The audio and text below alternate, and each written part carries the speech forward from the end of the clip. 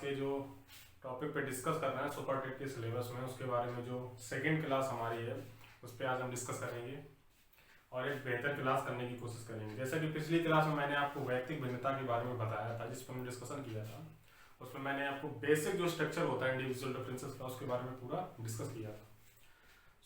उसका जो बेस होता है मैंने वहाँ पे पूरा आपको समझा दिया था। उस पर जो आगे का आपका क्लास कंटिन्यू करेंगे उसमें हम लोग आज टॉपिक मैंने ये सारा नोट कर लिया, आपको इस पर हम पूरा डिस्कस करके बहुत अच्छी क्लास करने की कोशिश करेंगे।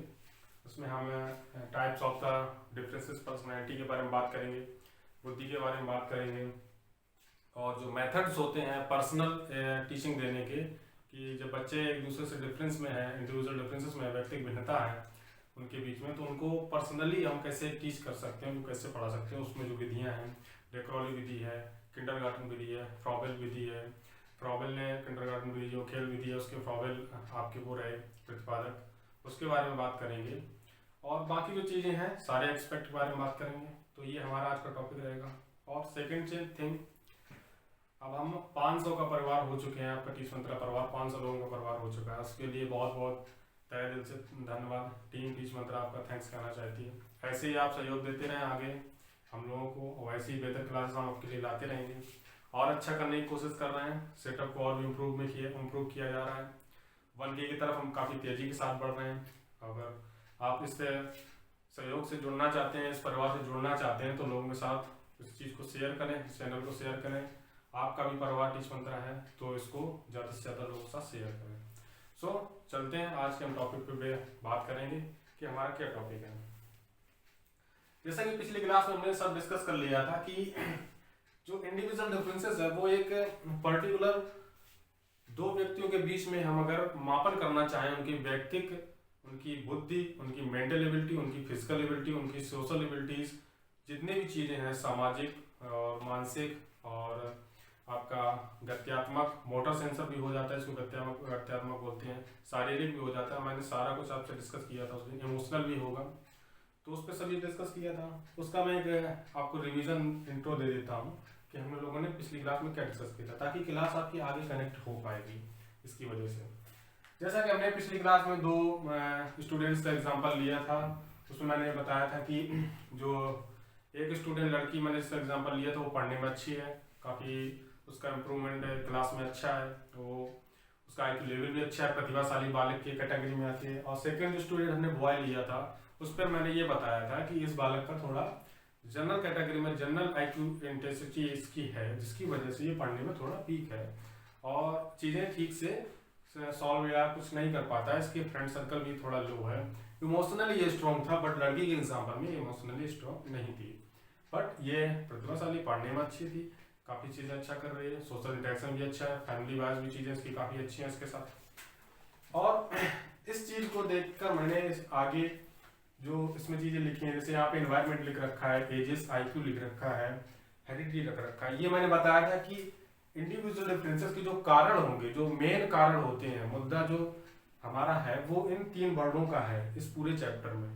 वो क्या है? पर्यावरण, आयु और बुद्धि, और आनुवंशिकता। इंडिविजुअल डिफरेंसेस चैप्टर का, व्यक्तिगत भिन्नता चैप्टर का जो बेस है, आपका जो मेन थीम होता है, जो वर्ड है, 3 की वर्ड हैं, उनमें आपका आनुवंशिकता हो जाएगा, पर्यावरण हो जाएगा, आयु और बुद्धि हो जाएगा। इन 3 वर्डों के आधार पर ही इस चैप्टर का बेस क्लियर होता है। और इन 3 वर्डों का पूरी साइकोलॉजी में आप पूरा आपका जो बाल मनोविज्ञान है उनका उनमें बहुत ही महत्वपूर्ण स्थान आता है, क्योंकि हेरिडिटी और एनवायरनमेंट और एज, IQ पे ही पूरे बाल मनोविज्ञान में बात की जाती है। इसके अलावा कुछ नहीं है। चीज़ों को आपको कनेक्ट करके समझना होगा। बाल मनोविज्ञान कोई रॉकेट साइंस नहीं है जिसको समझना काफ़ी मुश्किल है, बट अगर आप चीज़ रिमेंबर करने की कोशिश करेंगे, याद करने की कोशिश करेंगे, तो चीज़ें आपके लिए काफ़ी मुश्किल होती चली जाएंगी। अभी हम सुपर टेट का सिलेबस डिस्कस करना है, इसलिए मैंने इस चैप्टर से स्टार्ट किया। बाकी अगर मैं चाहता तो बाल मनोविज्ञान के बेस से आपको स्टार्ट करके आगे ले जा सकता था। उसके लिए एक स्पेशल बैच मैं क्रिएट कर रहा हूँ, जिसपे काम चल रहा है, मेरी टीम काम कर रही है। आपके सनुज सर हैं और नितिन सर, बाकी सर आपका जो स्टडी बैकअप देखते हैं उसमें टीम काम कर रही है। उसके लिए आपकी स्पेशल कोर्स CDP का तैयार किया जा रहा है, जिसपे हम आगे अभी डिस्कस कर रहे हैं। क्योंकि ये सिलेबस मैं कोशिश करूंगा कि आपका 15 से 20 दिन में पूरा सुपर टेट का जो CDP का सिलेबस है वो मैं खत्म कर दूँ। क्योंकि थ्योरी क्लासेस है आज हम ये कर लेंगे, ये चैप्टर आपका खत्म हो जाएगा। इसके बाद हम 30 आउट ऑफ 30 का क्वेश्चन है इंडिविजुअल डिफरेंस की वीडियो मैं लेके आऊंगा। अगली वीडियो में हम 30 के 30 सवाल जो व्यक्तिगत भिन्नता से संबंधित होंगे उनको सॉल्व करेंगे। सो बेसिकली मैंने आपको बताया कि ये हेरिडिटी है, एनवायरमेंट है, एजेस एंड आईक्यू है, इन चीजों का जो इस चैप्टर में बेस है वो बहुत ही इंपॉर्टेंट है। इन चीजों को आपको कनेक्ट करना होगा, तीनों चीजों का, कि हेरिडिटी की वजह से किसी बच्चे का जो व्यक्तिगत भिन्नता वो अफेक्ट कर सकती है, उसको प्रभावित कर सकती है, और एनवायरमेंट भी प्रभावित कर सकती है, उसकी एज और आईक्यू भी प्रभावित कर सकती है। हाँ, हमें दोनों में डिफरेंस करना है तो हम एनवायरमेंट के आधार पर दोनों डिफरेंस करेंगे, एज और आईक्यू के आधार पर डिफरेंस करेंगे, हेरिडिटी के आधार पर डिफरेंस करेंगे। तो आपको ये सारी चीज क्लियर हो गई होगी कि हेरिडिटी का क्या रोल है इंडिविजुअल डिफरेंसेस में, एनवायरमेंट का क्या रोल है इंडिविजुअल डिफरेंसेस में, एज एंड आईक्यू का क्या रोल है इंडिविजुअल डिफरेंसेस में। अब आते हैं, मैंने इंडिविजुअल डिफरेंसेस आपको कल उस दिन वीडियो में स्टार्ट किया था, तो इसमें मैंने बेस ही आपको बताया था। बाकी व्यक्तिगत भिन्नता का जो जनक माना जाता है वो गाल्टन को माना जाता है। एक फ्रांसीसी वैज्ञानिक रहे हैं जिन्होंने काफी चाइल्ड डेवलपमेंट में व्यक्तिगत भिन्नता, इंडिविजुअल डिफरेंसेस, साइकोलॉजी काफी किताबें भी लिखी। तो गाल्टन को मुख्य रूप से इंडिविजुअल डिफरेंसेस का फादर माना जाता है, जनक माना जाता है। तो ये काफी आपका मोस्ट इंपॉर्टेंट क्वेश्चन हो जाएगा और यूपीटेट, सुपरटेट एंड सीटेट, क्योंकि यूपीटेट और सुपरटेट में फैक्ट बेस्ड क्वेश्चन जितने ज्यादा आते हैं और जो आपका सीटेट है उसमें साइकोलॉजिकल बेस्ड क्रिटिकल थिंकिंग के क्वेश्चन ज्यादा आते हैं। तो आप यूपीटेट और सीट अगर सुपरटेट में आपका ये क्वेश्चन मोस्ट इंपॉर्टेंट हो गया है, इसको आप अगर चाहें तो नोट कर लें। अगर आप नोट्स बना रहे हैं तो बहुत अच्छी बात है, ऐसे नोट्स बनाएं। अगर नहीं बना रहे हैं तब भी कोई वो बात नहीं है, आपको ये सारे पीडीएफ में नोट्स आपको प्रोवाइड किए जाएंगे। जब ये क्लास आपकी पूरा कंप्लीट हो जाएगी, आपके क्वेश्चन भी सॉल्व करवा दिए जाएंगे, उसके आपको बाद पीडीएफ नोट्स भी आपके टेलीग्राम ग्रुप में दे दिए जाएंगे। उसकी लिंक वीडियो को डिस्क्रिप्शन में, अगर अभी तक ज्वाइन नहीं किया तो उसको भी प्लीज ज्वाइन जाके कर लें, ताकि आपको सारा स्टडी मटेरियल वहाँ पे सारी क्लासेस का, चाहे वो अनुज सर की हो, कुंदन सर की हो, आपके निखिल सर की हो और मेरी हो, बाकी आपके लिए और भी क्लासेस जो आने वाली उनका सारा स्टडी मटेरियल आपको उसी टेलीग्राम के चैनल में आपका जो है वहाँ पे मिल जाएगा। बाकी अब मैंने आपको बता दिया व्यक्तिगत भिन्नता का जो जनक माना जाता है वो गाल्टन को माना जाता है। अब आते हैं मेन टॉपिक क्या हमारा, जो आज का हम आगे बात करेंगे वो टॉपिक ये है कि हमने बात तो कर ली कि इंडिविजुअल डिफरेंसेस क्या है, व्यक्तिगत भिन्नता क्या है, इसकी हमने बात कर ली, ठीक है। अब व्यक्तिगत भिन्नता के आधार पर ये बच्चा सामान्य बुद्धि का है, ये क्यों डिस्कस किया गया कि हमने बच्चों को कैटेगरी वाइज डिवाइड कर दिया कि कौन सा बच्चा जड़ बुद्धि वाला है, कौन सा बच्चा सामान्य वाला है, कौन सा बच्चा प्रतिभाशाली वाला है। ये हमने क्यों डिवाइड किया, ये सब सारी चीजें हमने क्यों डिवाइड कर दी।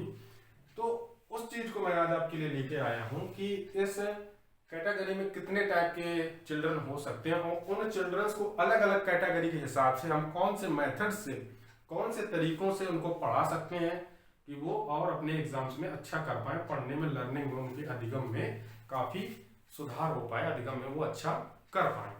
तो मैंने ये पूरा नोट कर लिया है। ये वीडियो में अगर मैं बार बार लिखूंगा तो वीडियो थोड़ा लंबा भी होता और थोड़ा देखने में भी बोरिंग महसूस होता, तो पहले से मैंने नोट कर रखा है। अब इसमें आपके आ जाते हैं कैटेगरी वाइज जो चीजें हैं मैंने लिख रखी हैं। 9 टाइप की कैटेगरी है, इनमें आपको मेनली जिस पे फोकस करना है मैं यहाँ पे सर्कल बना के आपको बताता जाऊँ किन किन पे आपको मेनली फोकस करना है। बाकी किस टाइप के चाइल्ड में, किस प्रकार के बालक में, किस कैटेगरी में उसको रखा गया, 90 to 110 के अंदर रखा गया है, या 80 to 90 के अंदर रखा गया है, या 120 to 140 के अंदर रखा गया है। तो इस चीज को हम पूरा डिस्कस करेंगे। बाकी जब बुद्धि के इस हम पर्सनैलिटी के जो डिफरेंसेस में आते हैं, मतलब कैटेगरी वाइज डिवाइडेशन में आते हैं, तो ये दो टाइप से चलता है आपका। एक तो आपका हो जाता है पॉजिटिव वे में, एक हो जाता है आपका निगेटिव वे में। तो मैंने दोनों चीजें नोट कर दी हैं। एक हो जाएगा आपका निगेटिव, जब हम नीचे से चलेंगे जड़ बुद्धि से तो वहां निगेटिव चीज बोली जाएगी। अब हम ऊपर जब बढ़ते चले जाएंगे, सामान्य बुद्धि, उसके बाद प्रखर बुद्धि, उसके बाद आपका सुपीरियर चाइल्ड आ जाएगा, उसके बाद आपका प्रतिभाशाली बालक आ जाएगा। तो वहां तक पहुंचते पहुंचते हम आ जाते हैं पॉजिटिव वे में। जब प्रतिभाशाली बालक की बात होगी तो एज अ पॉजिटिव हम उस चीज को लेते हैं। आपका चार्ट जो चलेगा, चार्ट चलेगा आपका इस टाइप से कि हम नीचे से चल रहे हैं और ऊपर की तरफ हमारा पॉजिटिव पहुंच गया। यहाँ पे सबसे मंद जड़ बुद्धि के बालक के बारे में बात होगी, यहाँ पे सबसे प्रतिभाशाली बालक के बारे में बात होगी। मैंने चीजें थोड़ा ट्रिकी वेज में नोट किए हैं क्योंकि आपको चीज रिमेम्बर याद करने में आसानी रहे। अब मैं आपको बता दूं, जैसे मैंने यहाँ पे IIM लिख रखा है, FDA लिख रखा है, SVG लिख रखा है। तो आप सोच रहे हैं इन वर्ड्स का क्या मतलब, इनका तो हमें पता भी नहीं है। तो मैंने इसलिए नोट किया है कि I हो गया आपका, आई फिर हो गया एम हो गया। तो यहाँ आई से पहले आई का मतलब है इडियट, इडियट का यहाँ पे मतलब हो जाएगा जड़ बुद्धि के बालक से। और आपका आई सेकंड का जो मतलब है आपका मतलब हो जाएगा, उसका चाइल्ड का मतलब हो जाएगा एम्बियल चाइल्ड, जिसका मतलब होता है मूढ़ बुद्धि वाला। और यहाँ पे आपका थर्ड वर्ड एम का मतलब है इसका मोरन हो जाएगा, जिसका मूर्ख बुद्धि वाला हो जाएगा।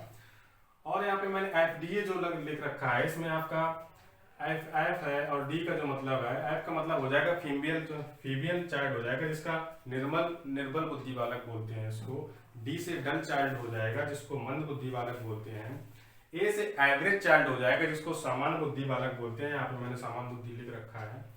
एस से आपका हो जाएगा सुपीरियर, जिसको उत्कृष्ट बुद्धि बालक बोलते हैं।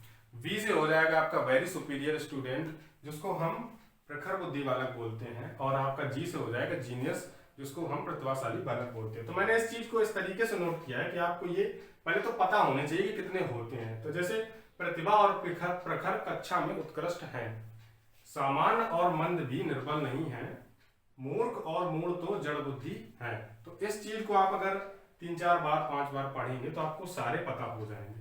फिर उसके हिसाब से आपको अरेंज करना है कि कौन से वर्ड का क्या मतलब है, कौन कौन से हैं।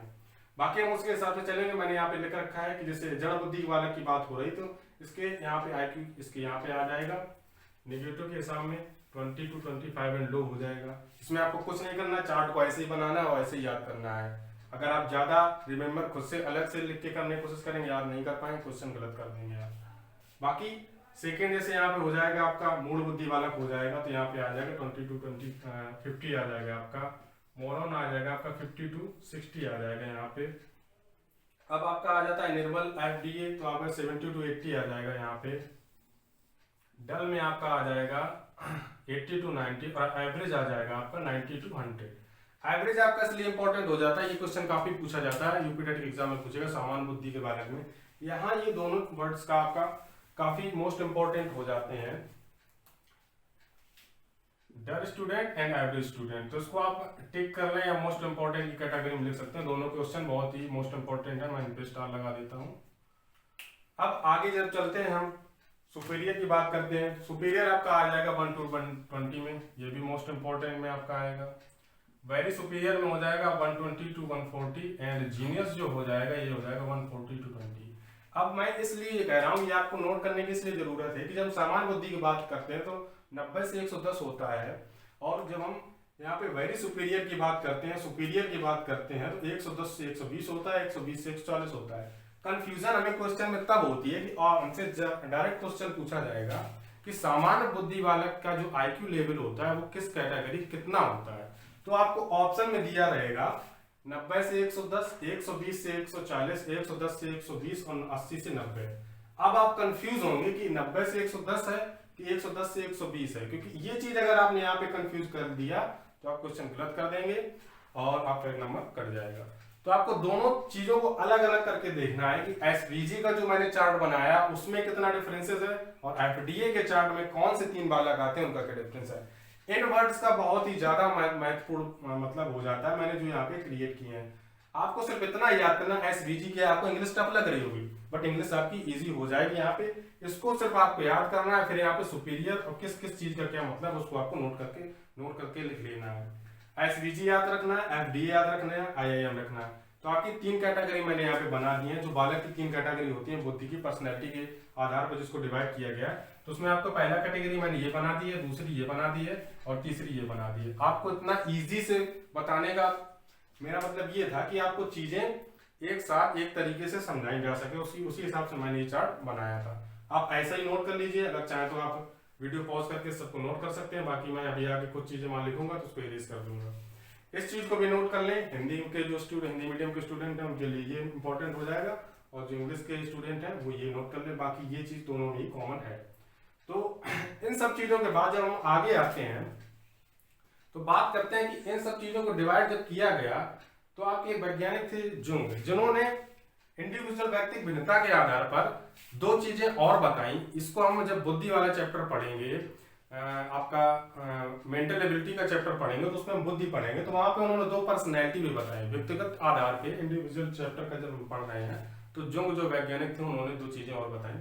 इसमें आपका एक आ जाता है अंतर्मुखी वाला, अंतर्मुखी व्यक्तित्व, आपका एक आ जाता है बहिर्मुखी व्यक्तित्व। दोस्तों मैंने लिखा है introvert personality and extrovert personality.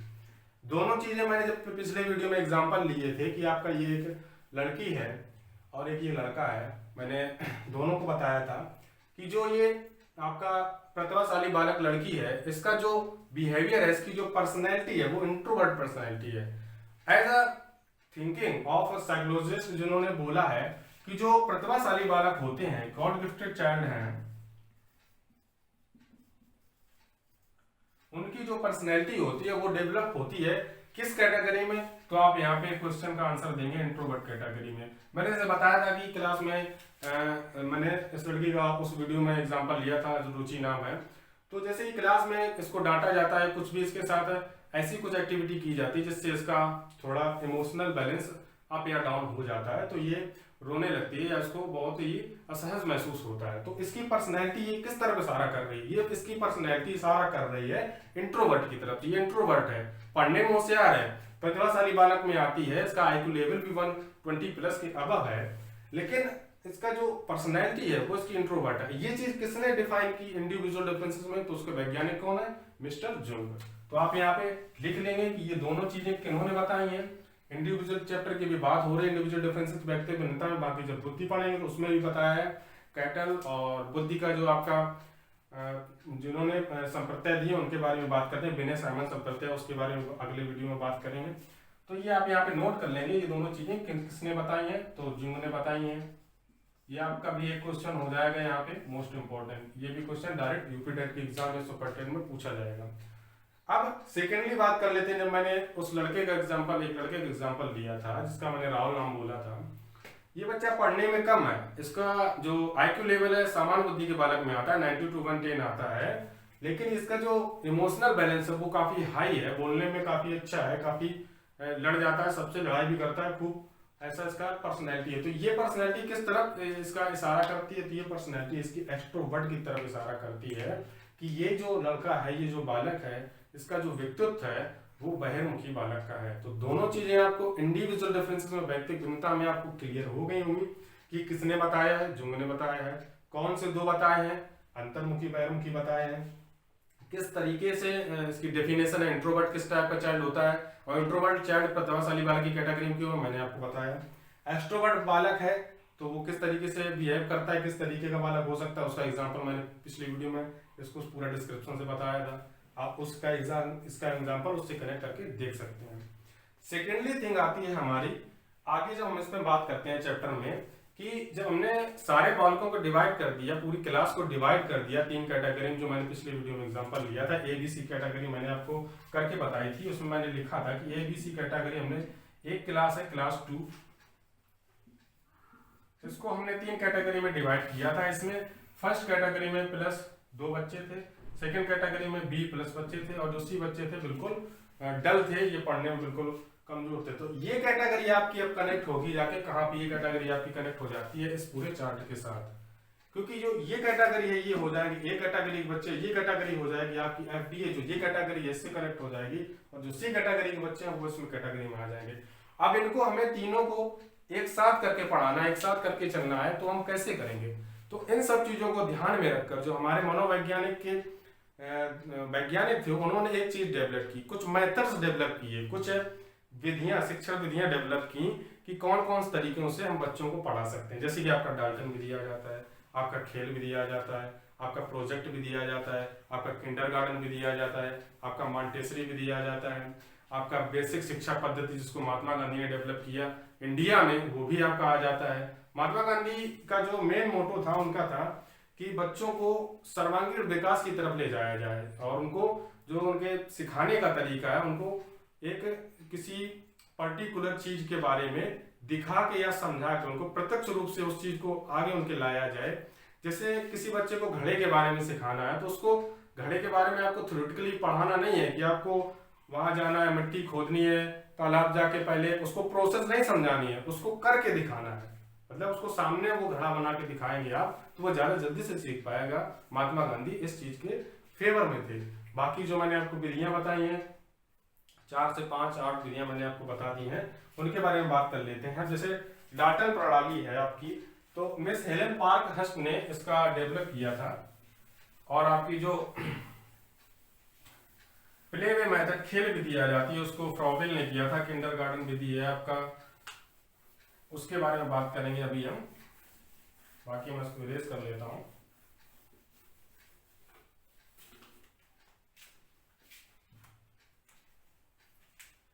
जैसे मैंने आपको बताया डाल्टन विधि हो जाएगा आपका। इसमें मोस्ट इंपॉर्टेंट जो है मैं वही लिखूंगा, बाकी आपको जब पीडीएफ प्रोवाइड करवाई जाएगी तो उसमें सारी आपकी लिखी रहेंगी। डाल्टन विधि के प्रतिपादक कौन हो जाएंगे? डाल्टन ये हो जाएंगे। और आपका खेल विधि है, इसके प्रतिपादक हो जाएंगे फ्रॉबेल। थर्ड आपका आ जाएगा मॉन्टेसरी विधि।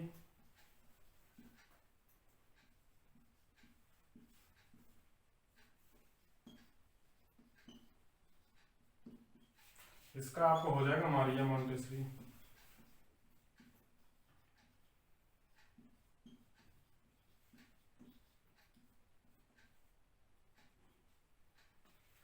और भी इसमें आपके हैं, जैसे बताया था अभी मैंने बेसिक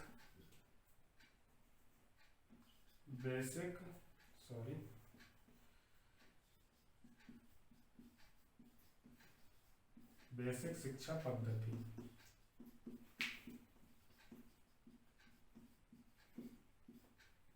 इसमें मैंने बताया है महात्मा गांधी ने ये इंडिया में बताया था।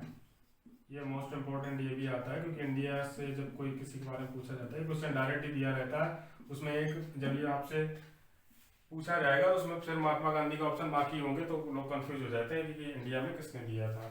बाकी आपका वेनेट का विधि भी आ जाएगा। ये काफी होते हैं तो इनके बारे में मैं डिस्कस बाद में अब जब आगे पढ़ेंगे कि मेथड्स ऑफ शिक्षण कौशल जो आपका सेकंड सब्जेक्ट में पढ़ा रहा हूँ उसमें भी ये चीजें हैं, तो उनको मैं उस वीडियो में आपके लिए डिफाइन कर दूंगा। इस वीडियो को इतना अगर रखेंगे तो आपको चीजें बहुत अच्छे से समझ में आएंगी। नोट्स अगर आप नहीं बना रहे हैं तो बनाते चलें। बाकी पीडीएफ में जब आपको चीजें प्रोवाइड की जाएंगी तो थ्योरेटिकली मैटर में प्रोवाइड की जाएंगी, उसमें थोड़ा चीजें ज्यादा होगी। शॉर्ट नोट्स अगर बनाना चाहें तो मैंने पूरा बहुत ही अच्छे से डिफाइन किया था, आप यहाँ पे बना के लिख सकते, सब कर सकते थे। बाकी आपकी जो क्लासेस हैं वो ऐसे ही रेगुलर चलती रहेंगी। सुपर टेट की जो सीरीज चल रही है बेहतर तरीके से आपके लिए ऐसे ही लगातार चलती रहेगी। बाकी आपका साइंस के जो लेक्चर है उसमें आपका केमिस्ट्री है, बायो, उसके भी लेक्चर अब आने वाले हैं। कंप्यूटर में आपके लिए नितिन सर मेहनत कर ही रहे हैं, साइंस में आपका अनुसार बेहतर करने की कोशिश कर रहे हैं, आपके लिए बेहतर चीजें लाने की कोशिश कर रहे हैं। और बाकी अदर क्लासेस हैं जैसे इंग्लिश की क्लास है, उसके लिए भी आपके लिए काम किया जा रहा है। हो सकता है कि अगले 3 से 4 दिनों में उसकी भी आपको वीडियो मिलेगी, आपकी क्लासेस मिलने लगेगी। बाकी सीडीपी के 3 जो सब्जेक्ट हैं उसको मैं कवर कर ही रहा हूँ। और बाकी मैथ्स में आपका कुंदन सर आपके लिए बेहतर करने की कोशिश कर रहे हैं। बाकी जो आपने 500 का परिवार हमारा बढ़ाया है और आगे नन्हे कदमों के साथ टीच मंत्र आगे बढ़ रहा है, तो आप ऐसे ही साथ बनाए रखिए, ऐसे ही बेहतर हमारे साथ जुड़ते रहिए और लोगों को भी जोड़िए।